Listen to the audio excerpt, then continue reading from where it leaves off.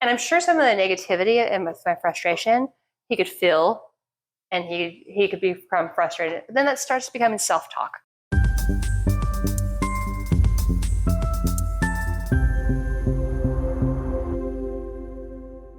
Hey everyone, thanks for joining me. My name is Reesa and I'm your host.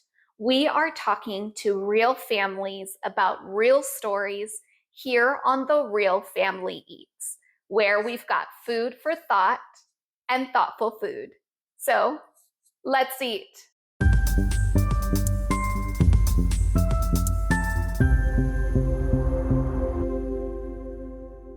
Hey everyone, my guest today is the lovely Kate. Kate, thanks for joining us today. You're welcome. All right, so for everyone who doesn't know you out there, can you introduce yourself and tell us a little bit about your parenting life and what you do? Sure, I'm Kate Anderson, and I'm a mom of 3 kids. My kids are all older. 22, just graduated college, 18, just graduated high school, and then the little guy is 9, and he's just living his best life. That's where we're at with that. Right. And then I also own the business, so I own Kate Anderson Fitness, and just trying to juggle parenting and kids and everything, and just trying to raise like happy, healthy, contributing to society kids. Right? Yeah, like that's the goal. And not go crazy while we're doing it. Absolutely, 100%. So this is our time for our shameless plug. I know you mentioned Kate Anderson Fitness. Can you tell us kind of how we can find you? What are some of the programs that you offer? Sure, thank you. So Kate Anderson Fitness, you can find it on Facebook and on Instagram. Facebook's the more reliable source because I'm on there more often. Let's be honest. But the programs we offer, we really cater towards moms and families. When I first started 11 years ago, I had 2 goals in mind. One, get moms together for the social dynamic of that, because we all need to suffer together. Like nobody wants to suffer alone. Absolutely. And then the second part is, what can I do to make fitness and nutrition easy for moms or families in general? Because you always have something. Yeah. Like moms, we always put ourselves in the back burner when really we need to be the oxygen mask. And we need to take care of ourselves to help others. Yeah. But we always forget that part. Absolutely. So everything we do is kid friendly. And there's been days, and this is why I love it, there's been days where people have walked in with puke all over their clothes and they're like, I am here. Or rolling up a PJ. Right. You're like, hey, I made it. You're my person. I'm glad you're here. Yeah. And then they throw the kid at somebody, you know? Absolutely. Very cool. And so that's definitely a place to check out. And we're local. Do you do it just here in Temecula? So it's Temecula, Menifee, and Murrieta. Those 3 locations, kind of the Tri-Cities. Yeah. Temecula Valley. Perfect. All right. So make sure to check it out. Please. All right, Kate. So what recipe are you going to share with us today? Okay. First, my disclaimer, this is not healthy, but it came from one of our dear friends as a quick, easy meal. Healthier. I've made it healthier. Yes, there you correct. go. It's healthier. But the thing is, the kids love it. And when you have just a few minutes to just throw something together, this is just a great one to do. So at least we're getting protein in it, right? Like Absolutely. So should I, maybe we'll figure this out. But one of the things too, I wanted to mention to make it healthier that we're talking about it. Okay. So like when Kara and I eat this, we actually get a giant bed of lettuce. Yes. And like make a salad and then throw this on top of it. Okay. So that way we're getting more vegetables than we are actually the fun stuff of it. Yeah. Right. And then you just mix it together. So it's like a salad bowl. Okay. Continue on. And so this is you call it like the Big Mac Casserole? It's the Big Mac Casserole, yes. Okay. So we made it healthier. And I think the fact that, like you said, you can then serve it on top of lettuce, I mean, that would still align with kind of the Big Mac, right? You'd normally have some sort of greenery on there, even though it's not maybe as much as we want it to be. So we can add that. So I love that. Okay, so what do I get started with? And I'll start cooking while we chit chat. Perfect. You're going to start with the ground turkey first. Okay. Actually, hold on. Let's go back. Let's start with the onions first because we're going to saute them and turn them brown. Okay. I can do that and then I'll add just like spray the pan or whatever you want to do. Perfect. I can do that. So I do want to hear more. I know we were chatting a little bit and I'd love for you to kind of share some of kind of real life parenting struggles because after all, that's what we're here chit-chatting about. And kind of talk to me a little bit about some of your experience. One, with kind of the different dynamics of your older kiddos and then adding your younger, the third, right? And some of the struggles that kind of happen there. And I know your family is a little bit different because you're not always parenting with a partner. Correct. Yeah. So actually most of the time, like I shared with you, husband's military, he's now a pilot too. So he has always been gone. So when I raised both girls, he was just not around. He's missed, I think, with the exception of maybe 2 birthdays, all of Kara's birthdays. Oh, really? Wow. And so, you know. And she's now 18. She's now 18, exactly. So that's just to give you guys a little so bit. I think he's missed maybe 15 or 16 of her 18 birthdays. Wow. And there's years where it was just sad because he'd come home the day after her birthday or close, you know, it just couldn't happen. Yeah. And, you know, you deal with that heartbreak from within. And then the little guy.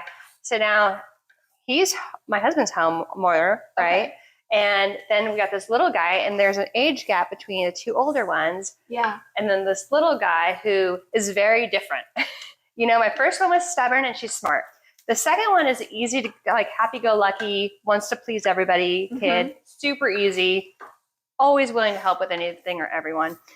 And then you got this little guy who's just neither of those things. Well, he's both of those things, really. Okay, right? So everything kind of combines. He's like his own little creature. Yeah. So, and it's very different. And they say this, and it's so true, that having the 2 girls and then having a boy, because boys are just different. Like, your boys are really great. Like, they really are great. But my son literally wakes up, and from the time he was born, I swore he'd wake up and want to just destroy stuff. Yeah. Like lots of energy needs to get it out. Like, let's take this apart. And I'm like, what is happening? Yeah. Especially when you raise 2 girls who are just very, like, they have got energy, but it's a different type of energy. Okay. And somebody told me once, and I held on to it. Boy, it's not that they're, you know, worse than the girls or like that. It's just boy energy. And it's just a different energy. Okay. And I'm so grateful to have him, because how boring would my life be otherwise? But yeah, so like there's challenges with him, and he's pretty much being raised by not just me, but then he's got these 2 older sisters who are very much like this weird dynamic of big sister role as well as a parent role. How does that play out? Like, how do you think that kind of changes things? So, like they're on him, like way harder. And I don't know what happens, but like as you have kids, you start caring less about their structure, and you just think, yeah, they turned out okay. Right? Oh my goodness. I could totally relate. I remember, you know, with my first one, Malachi, it was very much like sanitize everything and like, oh my goodness, you did this, like sound the alarm, you know, versus McCall, like, but at the end of the day, like you would sanitize everything and he's still licking the bottom of a shoe. Yep. So then by the second one, you're like, you're going to lick your shoe anyway. So yeah, you just, and I think you just become more relaxed with it, and you just, or maybe you just become okay. Like, you know what? They're going to be okay. And I think that's my favorite thing to share too with people is whenever they're worried, it's like, yeah, your kid's going to be fine. Right. Like, and also, you know what? At least I have something to talk about in therapy later on. Right? Like, I know. I'm giving somebody a future job. I know. Because there's, no matter how great of a parent we think we are or not, yes, our kid is going to grow up with a whole different perspective of ourselves, right? Of what happened and what really happened. And even my girls now will have conversations, and I'm like, that's not what happened. But in their head, yes, that's how their life looked, right? Absolutely. And you can't judge on their perspective. So I think just giving yourself the freedom to just be like, yeah, like, are you doing the best you can for what you're given? Sure. And then each kid has that different personality too. Yeah. And JJ is definitely overly confident, which has its own challenges, but thank God he is too, right? Yeah. Like, it's just weird. Absolutely. And I imagine, again, like we look at these qualities and sometimes, right, it can make it really difficult on the parent's job because you're trying to navigate this at the same time, knowing like the confidence, like you said, that can be a huge asset as he grows up. And so how do you navigate, like, I want you to feel confident at the same time, like, dude, there's limits. Yep. Well, and I've learned like my new phrase that I've been using lately, because that boy can talk. I mean, I talk. Yeah. And his sisters talk. He talks too. I think more than the rest of us. And I've just learned to say, you are going to make such a successful salesperson or a business person later on, because that is a great characteristic that you're looking for in a future employee. Mm-hmm. But right now, the endless ramble when you're like, shh, 2 seconds, please. And I think you're absolutely right. It's that balance of like, yes, we want to do this at the same time. If you are in an environment where you can't be the only one like monopolizing the conversation, that there's also some degree of like sharing the conversation. God, I'm trying to learn that stuff. We're working on this. Hey, we're all a work in progress. That's the real truth here. But yeah, and then with JJ, my girls were so academic. Okay. Like, I couldn't even tell you how to log into their grades at all, because if they got an A-, they'd already be freaking out. Like, I don't know. Yeah. I mean, so you'd know about it. I never checked their grades. I never, ever. And they're always studying. They're always doing homework. They're always reading books, and they're just so academic. Yeah. Right. And then you got JJ, who, he's smart, and I believe he is just as smart as his sisters, but he doesn't want to apply it in the same ways that they wanted to apply it. So with my oldest, she was smart and wanted everyone to know how smart she was. Okay. And then with the middle, we always joke that she's the secret smarty. And like, she's smart, but she has to work so hard and study so hard to get where she was, right? It didn't come natural to her. Yeah. But she was willing to put in the work because that's what she wanted. Mm-hmm. And then JJ, he's like, yeah. It is what it is. Like, I looked through his report card. He got 80% in his writing. And I'm like, dude, my girl's never got a B ever. Okay. And I'm like, dude, this is like almost a C. And he's like, Mom, it's 80%. That's still a B. And even C's are fine. C's get degrees. I'm like, but they won't get you in to get the degree. Yeah, and absolutely. I mean, and that's the thing, right? I'm sure that he might look at it and go, do I want to go to college? I don't know. And that's what I'm worried about. And I'm like, and it's such a weird switch to have 2 very academic kids and then have the one where you're just fighting for it. And I've tried to change my mindset too, because I was so frustrated last year with his spelling. Okay. 20 words, 2 weeks to learn them. I don't understand why you can't learn them. And so then I started realizing, for me, when I learn things, I've got to move around. I've got to juggle and whatever else. I can't just study something. Yeah. So then I just started tying that in with basketball. So we'd play around the world with his spelling words. Okay. Which helped. But still, there were some weeks where he just wasn't doing great with his spelling words. Okay. And the frustration in you just want to say, like, dude, come on. Like, I don't understand why you're such an idiot about that in your brain. Yeah. Right? And then I'm like, and I'm sure some of the negativity and with my frustration, he could feel, and he could become frustrated. But then that starts becoming self-talk. Right? For him? For him, yeah. Like, oh, I can't do it. Like, everyone thinks I can't do it. I can't do it. Yeah. So I've switched it around this year. And the new thing I'm telling him, and thank goodness things lined up that I can switch it this year. Mm-hmm. So he got tested. He was qualified for GATE, which is a story in itself. But and then he's going into a 4th, 5th class. Okay. So what I've done now is I'm like, dude, not only on paper are you smart, like they tested you and they said you're so smart, but now they know you're so smart. They're putting you in a 4th, 5th class, and he's in 4th grade. So they think you're so smart that you're capable of doing this. Yeah. That means you're one of the smartest kids at school. So you have to work so hard this year to prove to them how smart you are. And I'm hoping that maybe like that switch of dynamic of telling him everyone believes how smart you are will build him up and put him to work then. Yeah. Do you think that for him, because I hear you saying that, like you said, on paper, so for the GATE is our version of the gifted and talented, program, that, he's got the skills, he's got the capabilities. Do you think for him there's just a lack of motivation or lack of like buy-in? I think he's a 3rd kid. Birth order is a real thing. But I think it's, I think it's a combination. One, the lack of motivation and self-discipline to do it. And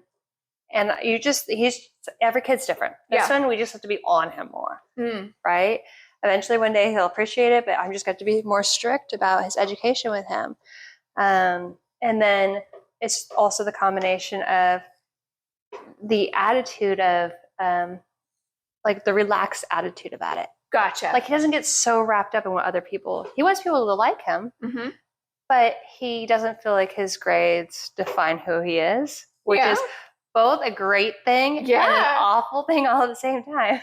And I was going to say, you know, because you definitely hear some of the opposite, right? I can remember even just from my own childhood, this idea where I put so much pressure on myself because I thought, you know, in order for my, you know, and I have a whole different dynamic, but, you know, the narrative that was going on in my head was I had to do all these things in order to kind of be a good child, quote unquote, and kind of live up to that. And to the standard that they set. Yeah. Absolutely. And so there was this like hyper focused kind of perfectionism that ended up kind of coming from that. And so I can absolutely appreciate kind of on his end of, you know, hey, is there a little bit, you know, it doesn't define me, like you said, and I can be still you know, my own human, if you will, without it being necessarily attached to my accomplishments, which I think is huge. Like, I think I would have loved like a little dose of that. The freedom, absolutely, to be able to do that. And so, you know, to kind of, again, it's that balance. Yeah. It's just like a different, like everything about him, I feel like has to be a different reaction, response, and parenting style. Like all those things together. And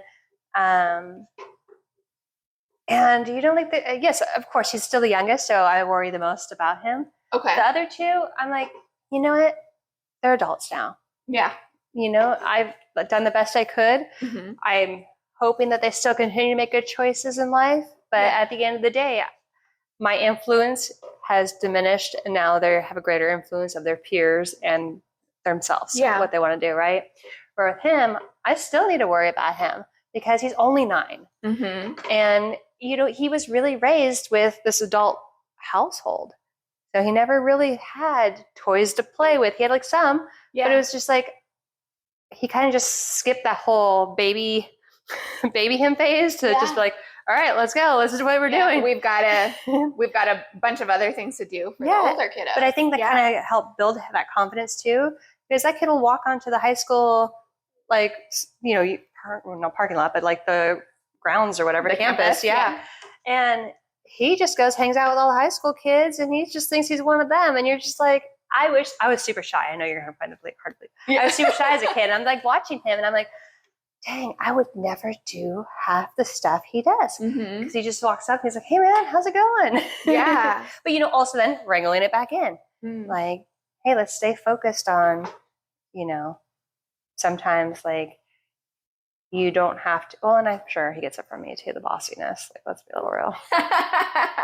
Well, I'd like to blame other people, but. And I was just about to ask that because I heard you mention like, you know, seeing for him, like that he was really struggling, like with his spelling words, for example, like what was the narrative for you? Is there a specific reason that like for you, that was such a like, ooh, you know, red flag. I need to like tune in, like, because I know oftentimes I hear from parents that we have our own narratives that we're trying to battle as well and trying to figure out like, is this a response to, you know, something that we've experienced in our life? Like, I'd love to know more about that. So for me, growing up, I was oldest of 5 kids, and my parents weren't great parents for me for what I needed, right? They were super strict. I was not allowed to do anything ever. And if I got an A-, the response was not, oh, great job. It was, well, I don't understand why you don't work harder. You should have done better. And so like I kind of grew up with that mentality that like it didn't matter what I did, and I still deal with it as an adult, right? Like I was never successful enough. I was never good enough. It was never enough to meet what they thought I should be doing. And that's going to be hard on a kid's like psyche. Yeah, like, and you don't, I mean, when you're in the middle of it, you don't really realize it, right? That's true. And so my parenting style is, I want to say almost flipped to my parents. Where my kids want to do something, yes, go experience life, go do it. But let's talk it through. What does this look like? And let's navigate it, all the possibilities before you go do it. But if you still choose to do it, go. you need to learn these things, right? Yeah. Before you're an adult, before you're like, oh. Absolutely. It's almost kind of giving them yes, you're giving them maybe a basic structure and kind of insights or thoughts and awareness that you have kind of as an adult, while also still saying, like, at the end of the day, you've got to learn to navigate yourself, right? Yeah, your own lesson. And so I think, with JJ, giving him a lot of the freedom and then seeing those spelling words and seeing like those grades coming in, I'm just like, almost like, oh, maybe I'm failing him. Maybe I'm not but then it wasn't, I was just duplicating what I did for the girls without adjusting the parenting style for that child. Yeah. And you're just like, okay, like, come on. And if your sisters, I may say this, but it's like, if your sisters can do it, I know you can too. Like, you're capable of this, and so this year is just going to be really about trying to adjust my parenting style for him. Yeah. And it's going to be really hard to be like the tough, super strict parent, but that's the parent he might need me to be with him.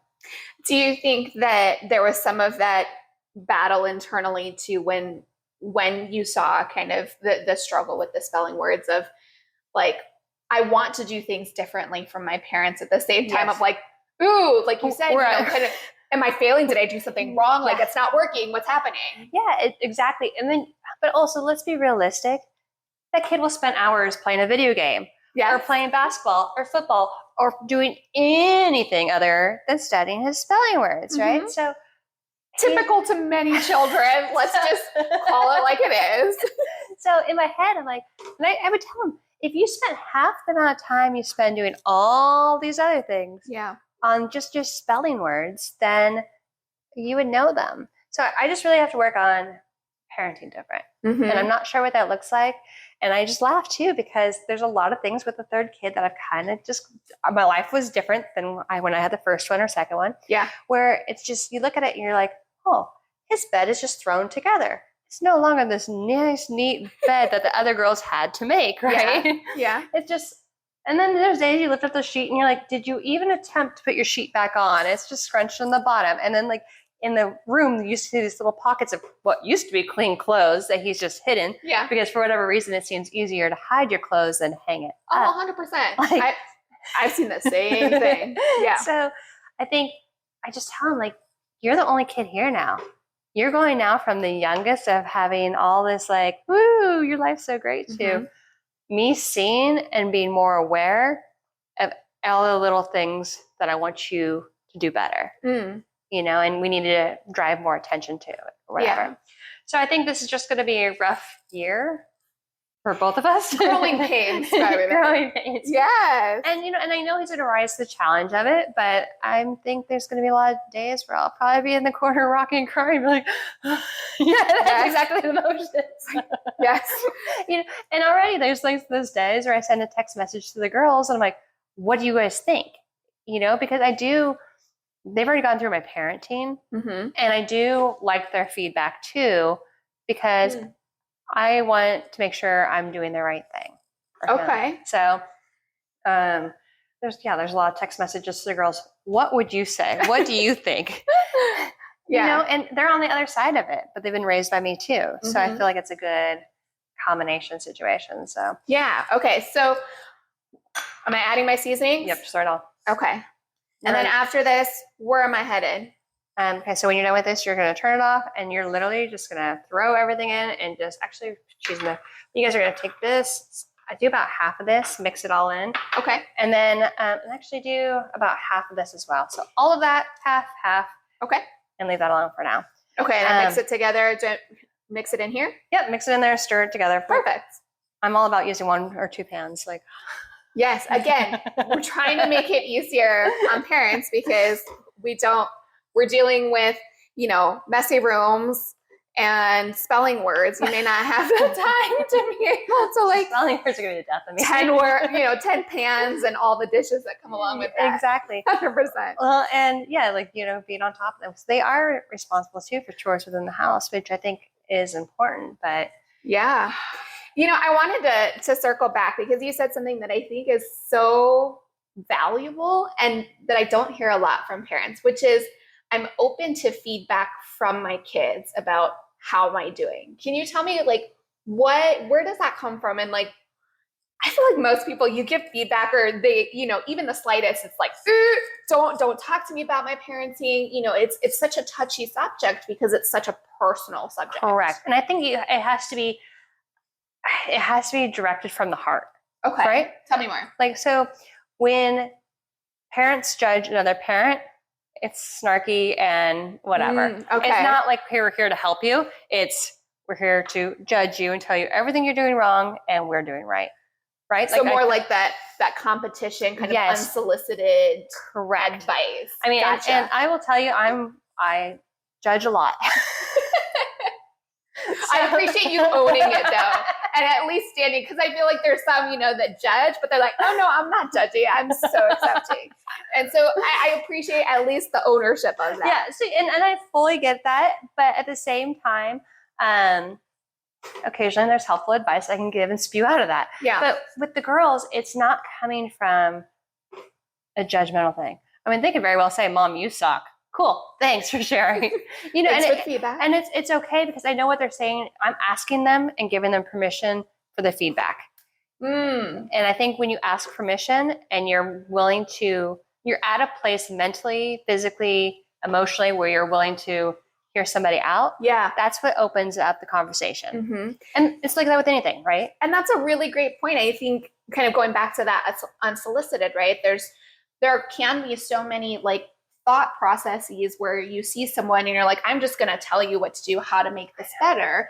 And like you said, they may not be in the mental capacity or state to be able to receive it with the intention that you're trying to deliver it. And so then it very much does like, this isn't helpful. Like, please stop talking to me right now. And even with the kids, like there's situations, the girls, especially, hey, then you're just going to stir this in. Okay. Half of this, we're just going to throw it all together. Sounds good. But there's times where Karis would my 18-year-old would have a conversation with me about she was frustrated with the way her body looked or the food she was eating or whatever. Okay. And it would just get to, all right, am I responding to you as a mom? Are you looking for the response as a parent? Or are you looking for the response as a nutritionist and somebody in the industry? Yeah. Because all three of those are it's like asking, are you looking for sympathy or are you asking for a solution? Yeah. What do you need from me? Yes. And then once you figure out what the need is, then you can adjust your response based on that. So, yes. So then you're just like, okay. And then you go that direction. So when I ask the girls, it's because I'm like, okay, I don't want to make a mistake. Yeah. I mean, this is the third kid I've been, parent for 23 years-ish. Yeah. Forever. And you're still scared to make a mistake, right? Yeah. And so, what was it recently that I asked the girls? So the girls have always been obsessed with surf camp. Okay. They lived and died and swore like surf camp was their world. Since Jules my oldest, was 9 or 10. When she started going. And then Kara took it on because her sister took it on and loved it. And surf camp, they go for a week, no parent contact at all. And it was just their summer. And it was so important to them. And then for me to see their growth from within, because your parents aren't there to guide you. Yeah. You got to figure out how to do this yourself, right? Yeah, absolutely. And the maturity, there's so many great benefits from this program. Okay. And I sent JJ last summer for the first time. Okay. Well, he, again, is the youngest, had a different lifestyle. My girls would go off, like my oldest was from a divorced household, half the time with her dad, half the time with me. So she was used to going periods of time without me. Got it. The middle would go up to my parents' house and visit with them for a week or 2 weeks or however long, often, like whenever she wanted to. JJ never really had that experience because he was part of the COVID thing. And when he would have started to do that, and he just didn't get that opportunity. So this was the first time he actually was away from home to the point where he didn't see me or couldn't talk to me for more than one day. And Kara, that was hard. And Kara was there on site. So she was a counselor last year. Okay. So he knew she was there and it was okay as far as that goes. Then you're seriously just going to scoop it into there and throw it together. Super easy. Awesome. And then sprinkle the cheese and all that good stuff. And then the stuff on top. The cheese on top first, and then the tater tots. Yep. First throw all that in there. And then we sprinkle all these leftover things. Yeah. I'm following now. Thank you for your patience. And I guess when I use words versus just pointing, it makes more sense, right? And so, so this was like his first time going to surf camp, and he had a bad cabin with like a couple of rough kids that just didn't want to listen to the counselor. So not only was this his first experience, he had, I would say, not like a normal experience there entirely either. Okay. But he has to learn to navigate. Yeah.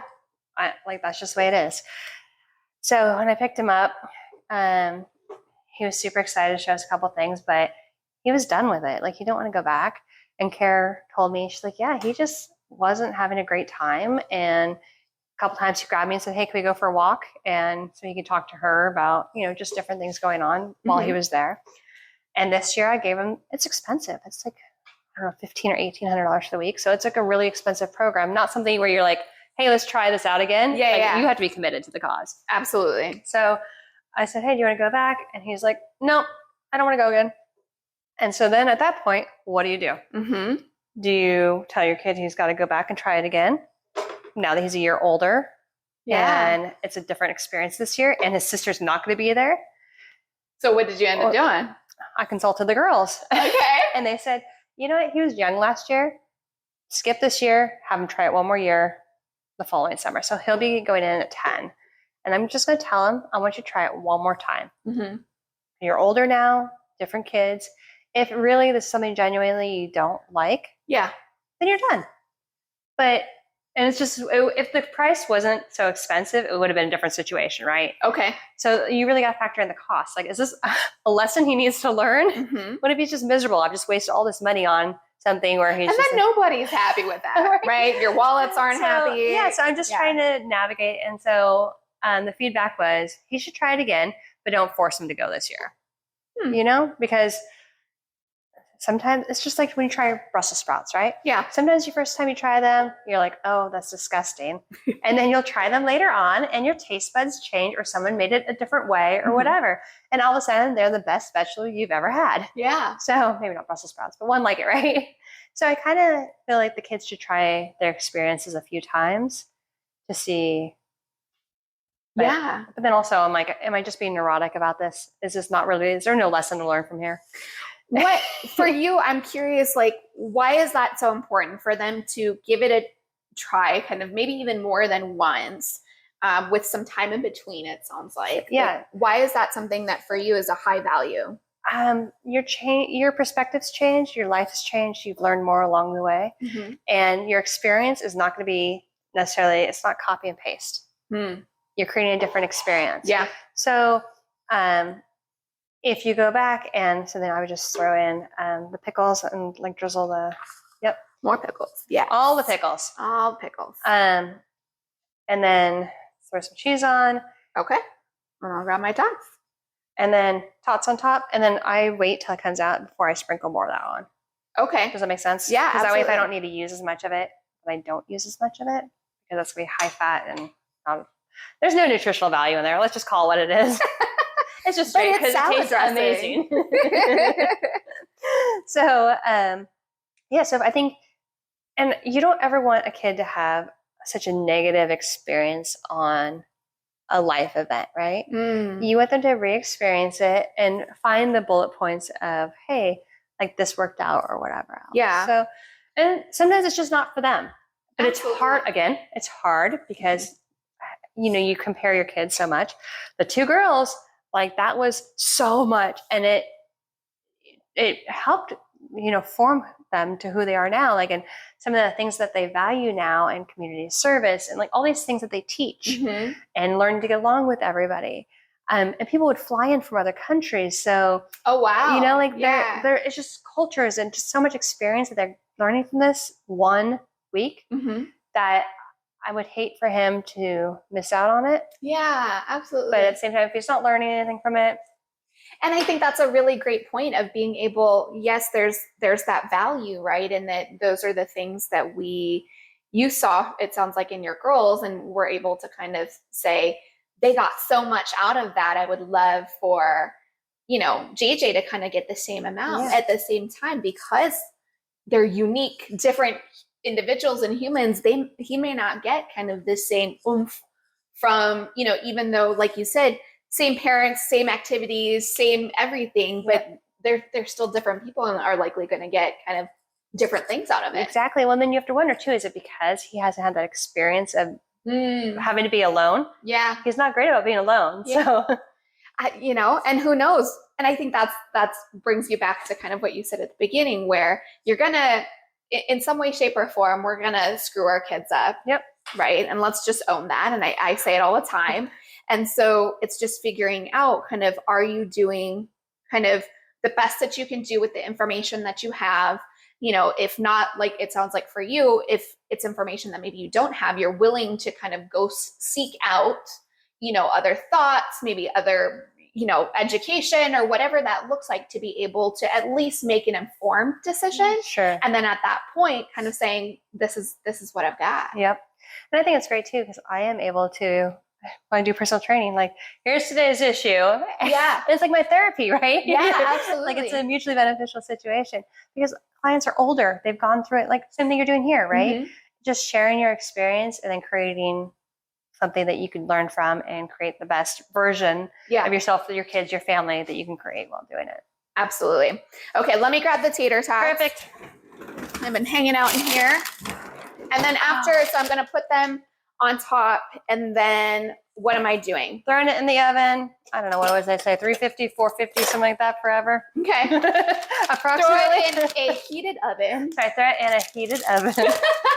Well, we don't know, so just it needs to be heated. At least turn it on. At least make an attempt to turn it on. Facts. Okay, let me tell you what it is. Also, let me go back to here. Okay. You can always swap out. No, yours are good. Oh, okay. You can always swap out the these tater tots for like cauliflower tater tots or sweet potato tater tots. Okay. Or something maybe with a little bit more nutritional value, but that's always an option.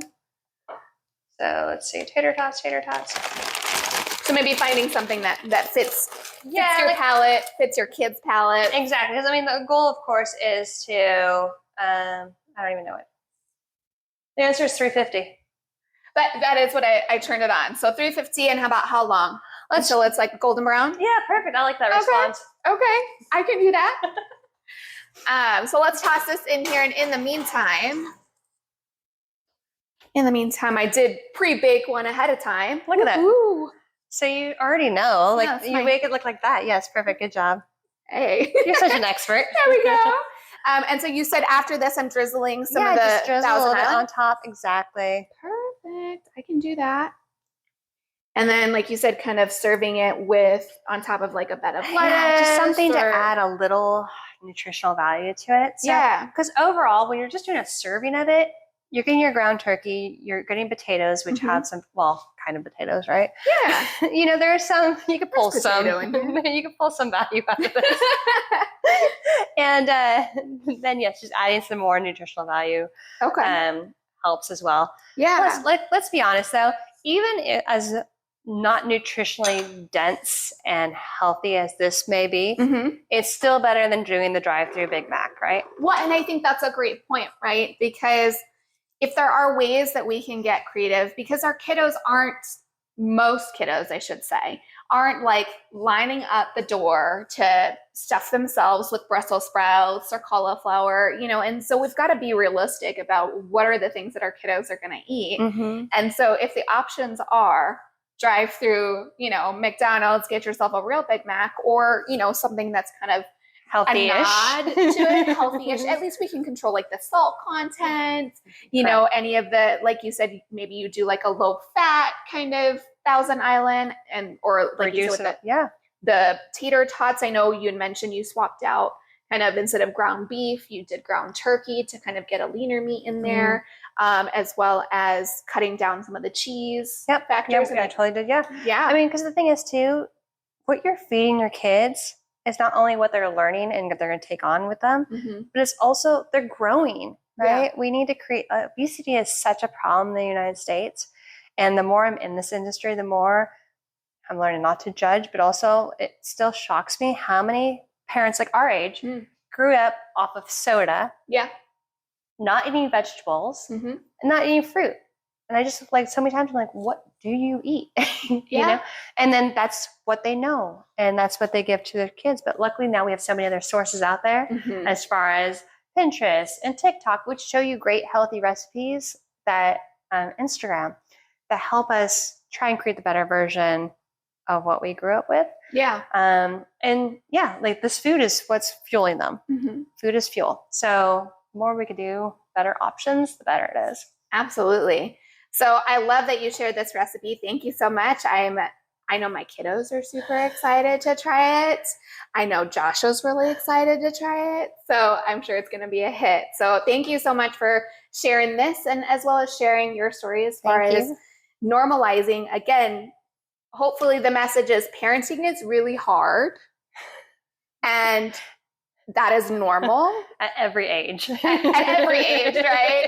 And that you're not alone in doing this, and it can feel awfully lonely sometimes, and know that there are other parents. It is not just all, vacuuming in your pearls. We are like legit in it and struggling, and you just gotta find your tribe. Yeah. Like those people that are with you through the struggles, you rely on them more than you rely on your own family sometimes. You just got to find your tribe that you fit into. And sometimes you got to try a couple different ways, right? Yeah, absolutely.